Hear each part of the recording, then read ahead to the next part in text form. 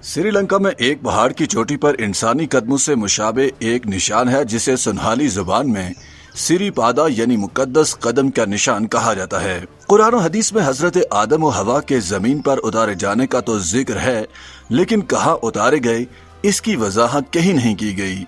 अलबत्ता तफसीर की किताबों में आता है कि ये मुकाम सरांदीप या मौजूदा नाम श्रीलंका है और इसी मुल्क के एक पहाड़ पर हजरत आदम को और हजरत हवा को जद्दा में उतारा गया। चूँकि जद्दा के मानी दादी के हैं, इसलिए जद्दा को हजरत हवा से मंसूब किया जाता है।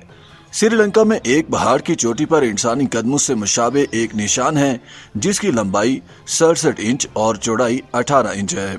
इसे सनहाली जबान में सिरीपादा यानी मुकद्दस कदम का निशान कहा जाता है। ये पहाड़ 7,559 फुट बुलंद है, जिसकी चोटी भी कोहे आदम से ही मौसूम हो गई है। ताहम ये चोटी सिर्फ मुसलमानों के लिए ही नहीं बल्कि हिंदुओं, बुद्ध मत और ईसाइयों के लिए भी यकसा मुतबर्रक मुकाम की हैसियत रखती है। श्रीलंका के 3 दरियाओं का मंबे भी यही पहाड़ है जहां पर याकूत और नीलम के पत्थरों की फरावानी है। सैयद सुलेमान नदवी के शागिर्द मौलाना ख्वाजा बहादुद्दीन अकरमी की तसनीफ में लिखा है कि श्रीलंका के पहाड़ की चोटी पर मौजूद यह निशान मुसलमानों, हिंदुओं और बुद्धों के लिए मुतबर्रिक है। मुसलमान इसको हजरत आदम के कदमों का निशान समझते हैं। हिंदुओं के नजदीक ये निशान उनके खुदा शिवा के कदमों का है, जबकि बुद्धों का ये ईमान है कि यह निशान बुद्धा के कदमों का है जो श्रीलंका 3 बार आए थे। इंडिया के मारूफ तारीख दान संत पाय रायकर लिखते हैं कि 16वीं सदी में श्रीलंका आने वाले पुर्तगाली और मसीही सयाहों का ख्याल है कि ये कदम सेंट थॉमस के हैं। ये दुनिया की वाहिद जगह है जो दुनिया के 4 बड़े मज़ाहिब के मानने वालों के नजदीक मुकद्दस है। 14वीं सदी के मशहूर ज़माना सयाह इब्न बतूता इस पहाड़ पर अपनी सयाहत के बारे में लिखते हैं कि हम सफ़र करते हुए सेलून के जजीरे पर जा निकले, जहां से इस पहाड़ की चोटी नजर आती थी।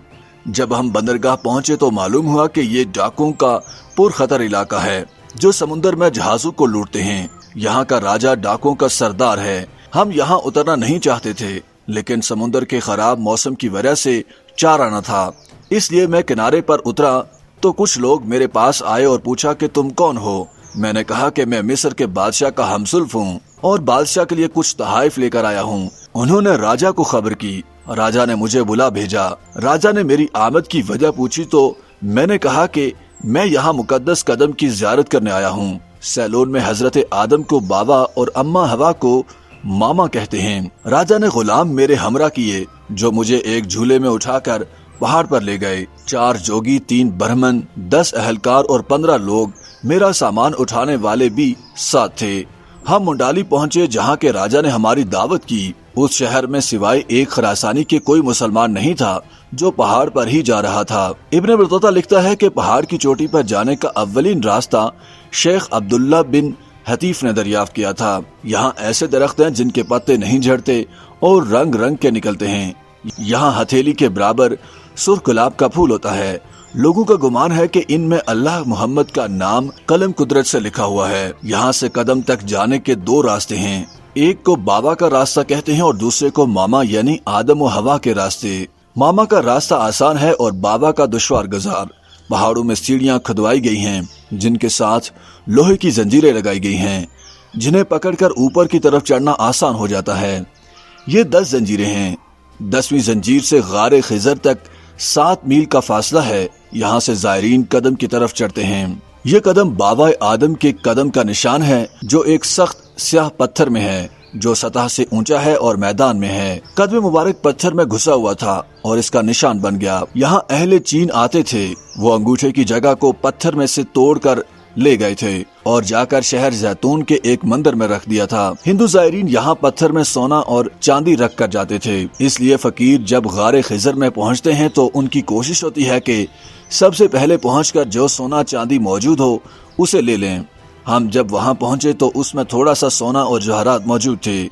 दस्तूर यह है कि जायरीन लोग 3 दिन गारे खिजर में क़याम करके यहाँ हाजिरी देते हैं।